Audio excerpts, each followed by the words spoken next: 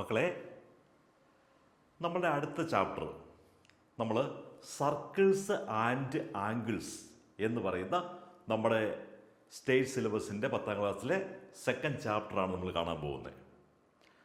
അപ്പോൾ മക്കളോട് സാറിന് ഇതിനു മുമ്പ് പറയാനുള്ള ഒരു പ്രധാനപ്പെട്ട കാര്യം, മക്കൾക്കൊക്കെ സാറിൻ്റെ ഹിസ്റ്ററി അറിയാം.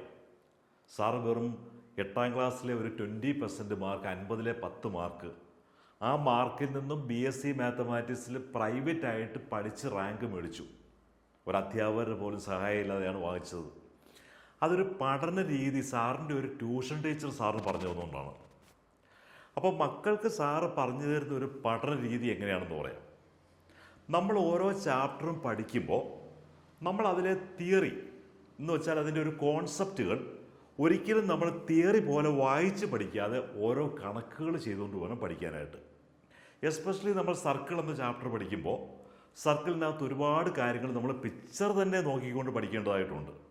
ഇപ്പോൾ ഒരു എക്സാമ്പിൾ പറഞ്ഞാൽ, ആർക്ക് എന്താണ്, ഒരാർക്ക് സർക്കിളിൻ്റെ സെൻറ്ററിൽ ഫോം ചെയ്യുന്ന ആംഗിള് അത് ഓപ്പോസിറ്റ് ആർക്കിൽ ഫോം ചെയ്യുന്ന ആംഗിളിൻ്റെ ഡബിൾ ആയിരിക്കും.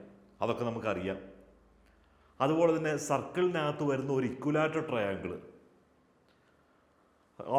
അതുപോലെ സർക്കംസെൻറ്റർ ഓഫ് സർക്കിൾ, ഇതൊക്കെ നമ്മൾ പിക്ചർ വരച്ചിട്ടാണ് കാണുന്നത്.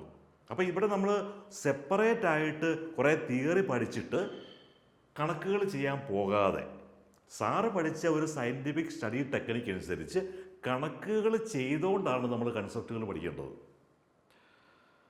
അപ്പോൾ നമ്മൾ സർക്കിൾസ് ആൻഡ് ആംഗിൾസ് എന്ന് പറയുന്ന ഈ ചാപ്റ്റർ, സർക്കിൾസ് ആൻഡ് ആംഗിൾസ്, ഈ ചാപ്റ്റർ സർക്കിൾസ് ആൻഡ് ഓഫ് അല്ല, സർക്കിൾസ് ആൻഡ് ആംഗിൾസ് എന്നാണ്, അല്ലെങ്കിൽ വൃത്തങ്ങളും കോണുകളും.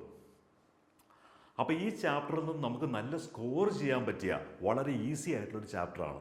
അപ്പം നമുക്ക് ആ ചാപ്റ്ററിൽ നിന്ന് മാക്സിമം സ്കോർ ചെയ്യാൻ വേണ്ടിയിട്ട് നമ്മൾ കുറച്ച് പ്രാക്ടിക്കൽ പ്രോബ്ലംസ്, സാർ ഇപ്പോൾ ഇവിടെ പഠിപ്പിക്കുന്ന പ്രാക്ടിക്കൽ പ്രോബ്ലംസ്, അല്ലെങ്കിൽ സാർ ഈ ചാപ്റ്ററിൽ നിന്ന് എടുക്കുന്ന കണക്കുകൾ അത്യാവശ്യം പ്രാക്ടിക്കലി മക്കൾക്ക് കോൺസെപ്റ്റുകൾ ക്ലിയർ ആക്കാൻ വേണ്ടിയിട്ടാണ് സാർ പഠിപ്പിക്കുന്നത്.